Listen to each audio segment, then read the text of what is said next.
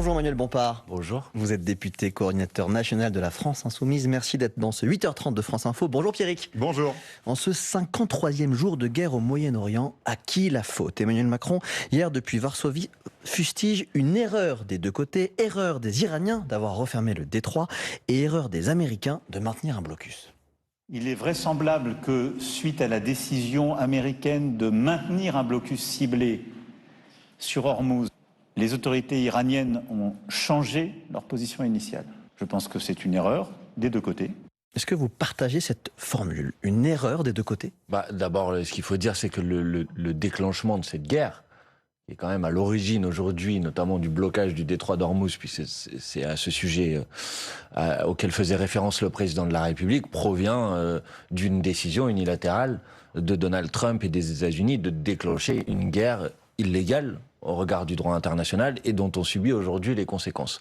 Maintenant, il y a des négociations qui sont engagées, il y a une trêve qui doit expirer demain, et moi, entre guillemets, pas là pour donner les bons et les mauvais points, je forme le vœu que cette trêve, elle puisse aboutir sur un accord de paix, la fin de cette guerre. Et alors, s'il y a la fin de cette guerre, je pense qu'il y aura le déblocage du détroit d'Ormuz.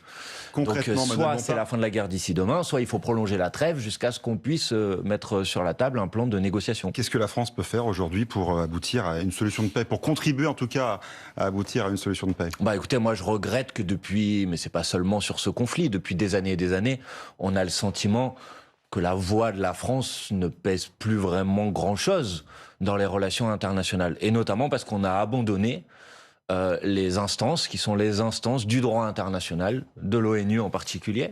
C'est nous qui les avons abandonnés ou c'est les Américains? On n'est pas les seuls à les avoir abandonnés, vous avez raison. Mais en tout cas, je suis pas sûr qu'on les ait fait vivre à chaque fois qu'on devait les faire vivre. Et donc là, on a un peu l'impression, je suis obligé de le reconnaître, de commenter un peu comme spectateur ces négociations entre l'Iran et les États-Unis. Et je le regrette. Et donc je pense que la France, elle devrait prendre des initiatives, par exemple, de demander à ce que l'Organisation des Nations Unies prenne en charge ces négociations, ces discussions, pour leur permettre d'aboutir. Je ne dis pas que ça sera facile. J'ai bien observé que Donald Trump n'en a strictement rien à faire des Nations Unies. Mais alors, il faut constituer un front des pays qui sont attachés au respect du droit international, ce que nous on avait appelé un front du refus. Avec qui? L'Espagne, par exemple, qui a pris des positions, je crois, très fortes, très courageuses ces derniers mois sur ce sujet. Un certain nombre de pays d'Amérique du Sud. Par exemple, il y avait le week-end dernier un rassemblement à l'initiative du Premier ministre espagnol Pedro Sánchez, dans lequel vous aviez la présidente du Mexique, par exemple, président d'un certain nombre de pays sud-américains. Je pense qu'il y a une majorité d'États dans le monde qui a intérêt au fait qu'on réhabilite les instances du droit international. Et donc je pense que la France devrait œuvrer à cette tâche. On ne sait pas exactement si les pourparlers vont reprendre aujourd'hui ou pas au Pakistan. On pense, à en croire le site spécialisé Axios, que le vice-président américain est en partance. On ne sait pas si les Iraniens y seront. Que doit faire la France? Que peut faire la France? Essayer de convaincre tout le monde de se mettre autour de la table, de poser les questions qui sont nécessaires pour pouvoir régler cette guerre, c'est-à-dire la fin de l'intervention américaine, évidemment. On sait qu'il y a un sujet de discorde autour de la question du nucléaire iranien. Je rappelle que la France, jusque-là, sa ligne a toujours été d'essayer de régler ce problème par la négociation. Et d'ailleurs, il y avait un accord qui avait été passé avec l'Iran sur la question du nucléaire iranien, dont tout le monde dit que la partie iranienne le respectait plutôt, et c'est Donald Trump, lors de son premier mandat, 2015, qui a mis fin de manière unilatérale. Donc je pense qu'il faut revenir à la situation d'un accord sur cette question. Dans ce contexte, Manuel Bompard, Emmanuel Macron reçoit ce soir le Premier ministre libanais Nawaz Salam, 3 jours après la mort d'un soldat français tué dans une embuscade au sud du Liban visant les casques bleus. Hier, Emmanuel Macron a assuré de Varsovie, où il était en visite, que cette attaque avait été orchestrée par le Hezbollah. C'est une certitude pour le chef de l'État. Est-ce que vous faites confiance au gouvernement libanais pour retrouver les coupables? D'abord, aujourd'hui, personne ne sait qui est à l'origine de cette attaque. D'abord, le Hezbollah, selon Emmanuel Macron, il a l'air assez certain. Vous en doutez? Je n'en doute pas, mais j'ai pas d'éléments qui permettent de l'attester. Je ne sais pas qui c'est, et je vais vous dire, qui que ce soit qui est responsable de cette attaque contre la FINUL et de la mort du sergent-chef Montorio, dont je veux dire d'ailleurs évidemment mes condoléances à ses proches et à sa famille, qui qu'en soient les responsables, ils doivent être retrouvés, identifiés et condamnés, poursuivis et punis. On peut imaginer que si le président de la République s'avance, c'est qu'il a des preuves. Je sais pas, parce que vous savez, il y a eu pas mal, malheureusement, peut-être pas de la part du président de la République, mais dans une situation de guerre, la vérité est souvent la première victime de la guerre. Donc je pense que personne n'est en capacité en fait de dire qui c'est. Et encore une fois, Mais vous en je doutez pense ce que c'est matin, pas tout vous à doutez fait de la le sujet. version Hezbollah pour Pardon vous doutez de la version que ce soit le Hezbollah qui est tué. Je sais pas, moi je lis que le président de la République dit ça et en même temps je lis que le Hezbollah A démenti. lui-même dit qu'il n'est pour rien dans cette affaire. Je ne dis pas qu'ils ont raison, je n'en sais rien pour être honnête et j'ai pas d'éléments qui me permettent de vous dire qui Vous c'est. ne croyez pas plus le président de la République que le Hezbollah ce matin? Le président de la République, il faudrait qu'il dise sur quels D'accord. éléments il s'appuie pour dire. Mais en fait, c'est à la limite, en fait, ça n'a pas d'importance d'un certain point de vue. Il y a des responsables, ils doivent être identifiés, ils doivent être punis. Et c'est pas la première fois que la FINUL, qui, je rappelle, est une force d'interposition de l'ONU, est attaquée. Parfois, ça peut être par le Hezbollah, parfois ça a été par l'armée israélienne, et quels que soient les responsables de ces attaques, ils doivent être condamnés, parce que quand on est dans une force d'interposition, on est là pour s'interposer, pas pour subir des attaques. Ça, c'est inacceptable, et c'est normal que la France ait une parole forte pour dénoncer les attaques contre la force d'interposition que constitue la FINUL. Question simple, faut-il, oui ou non, désarmer le Hezbollah?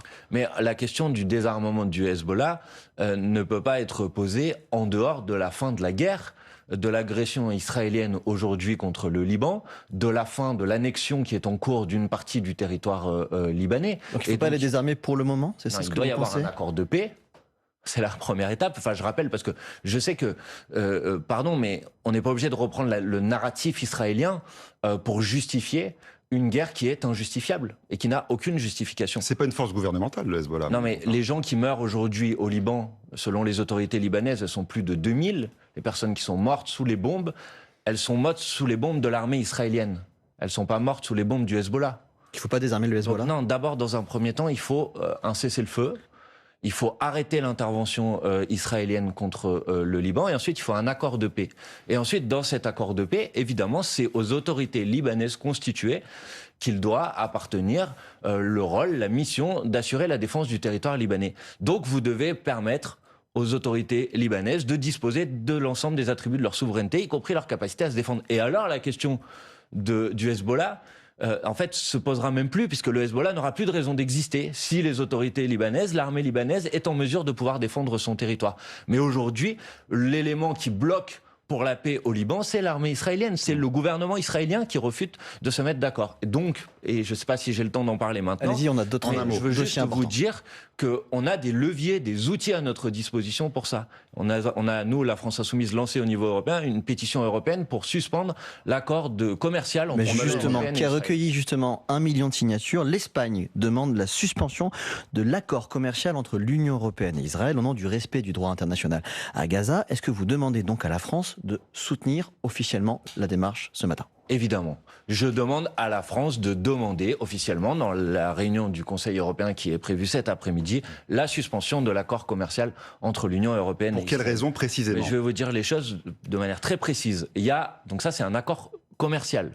En gros, c'est une sorte d'accord de libre-échange, sans doute un des accords les plus poussés d'ailleurs, passé par l'Union européenne avec un autre pays dans le monde, qui permet aux produits israéliens de pouvoir bénéficier de conditions préférentielles pour être vendus sur le marché européen.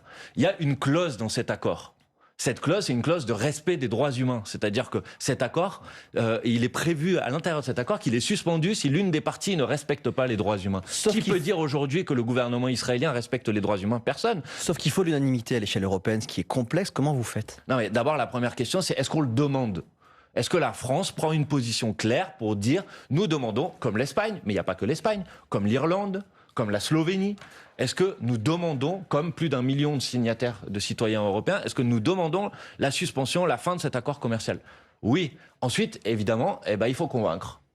Et il faut convaincre les autres pays européens. Mais la première étape pour pouvoir convaincre les autres pays européens, c'est d'affirmer clairement sa position. Donc, j'interpelle le président de la République, le ministre des Affaires étrangères, et je leur dis, vous devez demander la suspension de l'accord commercial entre l'Union européenne et Israël pour faire pression sur le gouvernement israélien et pour qu'il arrête sa guerre illégale et son tentative d'annexion d'une partie du territoire libanais. Le Premier ministre Sébastien Lecornu dément à ce stade, mais vous prétendez toujours aujourd'hui à la France Insoumise que la France vend des armes à Israël? Ah bah c'est pas juste je le prétends. Il y a quelques semaines, La France ne vend pas d'armes à Israël. Hein. Oui, je sais, il a dit ça à plusieurs reprises et il y a eu de nombreux articles strictement défensifs. Donc c'est plus tout à fait la même version déjà. Et je rappelle qu'il y a 2 semaines environ, le gouvernement israélien a annoncé qu'il allait renoncer à acheter des armes à la France. Annonce du gouvernement israélien. Donc s'il renonce à acheter des armes à la France, c'est peut-être qu'il en a acheté, non? Donc c'est pareil, vous soupçonnez le Premier ministre de mentir dans cette affaire? Je pense que le Premier ministre ne dit effectivement pas toute la vérité. Et d'ailleurs, ça c'est assez largement documenté par un certain nombre de vos collègues journalistes qui ont produit des enquêtes, qui ont retrouvé des expéditions. Il y a eu des mobilisations sur des cargaisons qui partaient, par exemple, je le sais en tant que député des Bouches-du-Rhône, du port de Fos. Et d'ailleurs, il y avait eu une mobilisation des dockers à l'époque. On ne sait pas ce qu'il y avait dans ces bateaux. Ouais, mais qui avait dit qu'ils ne chargeraient pas ces cargaisons qui fournissaient du matériel militaire à l'armée israélienne. En un mot, vous demandez quoi très concrètement ce matin sur France Info? Un moratoire, une suspension totale, une commission d'enquête? Sur les armes, oui. Je demande que la France arrête de livrer quelque équipement militaire que ce soit à une armée et à un gouvernement dont, je rappelle, le Premier ministre est sous mandat d'arrêt de la Cour pénale internationale pour crimes de guerre, voire crimes contre l'humanité. Je veux dire, ça serait n'importe quel autre pays dans le monde que tout le monde trouverait ça absolument hallucinant que la France continue à livrer des armes à un gouvernement et à une armée dont le Premier ministre est sous mandat d'arrêt de la Cour pénale internationale. Dans un instant, nous parlerons des finances publiques dans le rouge et évidemment du prix des carburants. On prendra le temps. Monsieur Bomba, mais d'abord, il est 8h45 et c'est l'info en 1 minute avec Philippine Thibaudot. Entre 4 et 6 milliards d'euros, c'est le coût estimé de la guerre au Moyen-Orient sur l'économie française, selon le ministre de l'économie. Un impact au cœur d'une réunion à Bercy qui commence dans un quart d'heure. Le gouvernement veut faire des économies supplémentaires. Et face à la hausse des prix à la pompe, des annonces d'aide sont attendues en fin de journée par le Premier ministre. Le cessez-le-feu entre les États-Unis et l'Iran, prolongé de 24 heures par Donald Trump. Il doit prendre fin demain soir. Téhéran se dit prêt à abattre de nouvelles cartes sur le champ de bataille. Si la guerre reprend, les 2 pays sont censés se rencontrer au Pakistan pour de nouvelles négociations, mais le doute plane sur la présence de l'Iran.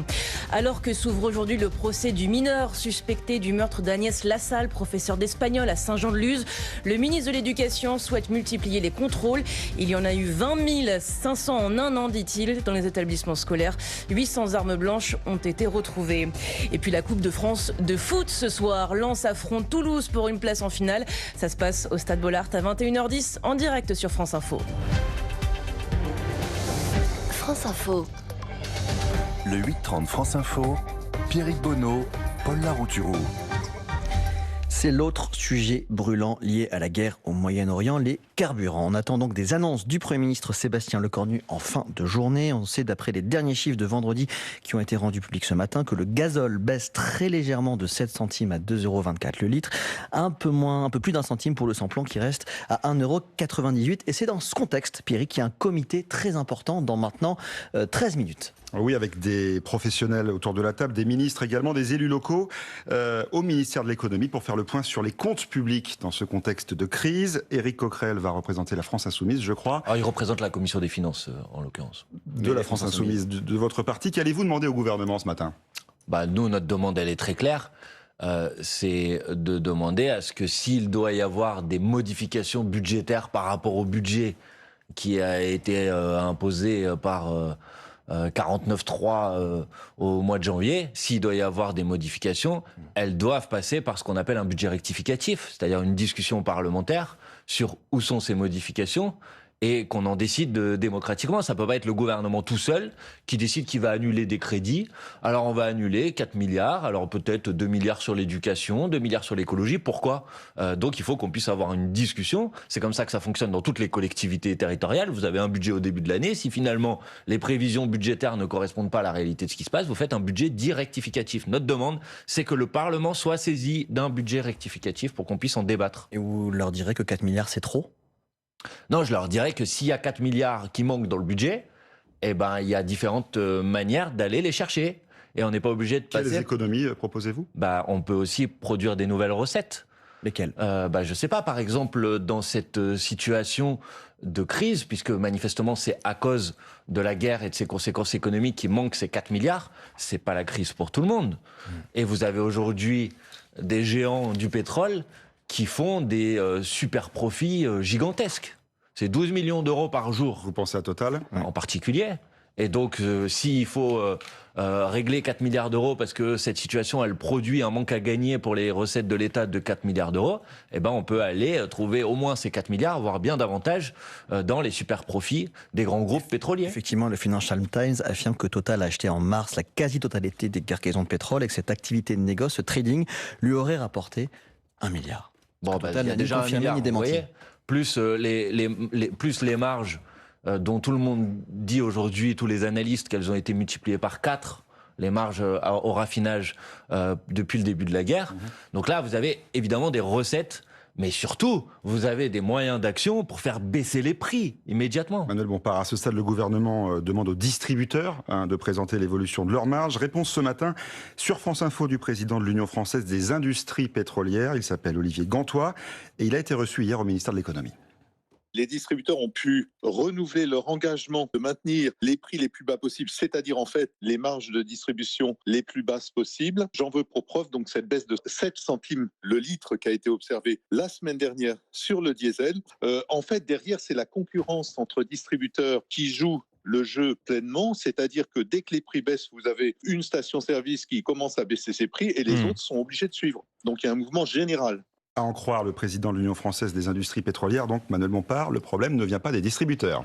Écoutez, c'est vrai que l'essentiel des marges qui sont constituées dans la chaîne qui produit le carburant ne sont pas au niveau de la distribution. C'est largement documenté et connu depuis des années et des années. Vous savez, la distribution, c'est soit un produit d'appel, le carburant pour les grandes surfaces, c'est pas là où elles font leur plus grande marge, ou des distributeurs indépendants qui margent assez peu en vérité. Donc en fait, le gouvernement, bon, d'un certain côté, je me félicite qu'il commence à comprendre qu'on ne sortira pas de cette situation en dehors de mesures de réglementation et d'encadrement des prix ou des marges, mais il tape complètement à côté du sujet. Parce que le problème, c'est pas les marges à la distribution, c'est les marges à la production et au raffinage. Donc c'est à ça qu'il faut s'attaquer. Mais comment vous voulez bloquer les prix alors que chaque acteur du marché est libre de le faire? Mais parce que d'abord, ça existe déjà. Par exemple, c'est quand même un peu stupéfiant que personne ne sache que, par exemple, aujourd'hui, dans les départements et territoires d'outre-mer, il y a des marges encadrées. Alors les auditeurs de France Info le savent parce que Mathilde Panot l'a dit ici même, sauf que derrière le ministre de l'économie est venu dire que les préfets encadraient quand même ces prix en fonction des prix du marché. Donc c'est pas si bloqué que ça. Non, mais il y a un encadrement des marges, pas des prix, en l'occurrence dans les départements et territoires d'outre-mer. Mais regardons ce que ça a produit. Tout au long du mois de mars, par exemple, les prix de carburant n'ont pas augmenté dans les départements et territoires d'outre-mer parce que les marges ont été encadrées. Et donc, il n'y a pas eu des effets d'aubaine que vous pouvez avoir eu aujourd'hui dans l'Hexagone. Notre proposition, c'est d'encadrer les marges et c'est tout à fait possible de le faire. On l'a déjà fait en France et il y a un certain nombre d'autres pays européens qui le font pour fixer un prix. Alors justement, à quelle échelle on agit? La France a saisi la Commission européenne sur cette histoire de marge de raffineurs.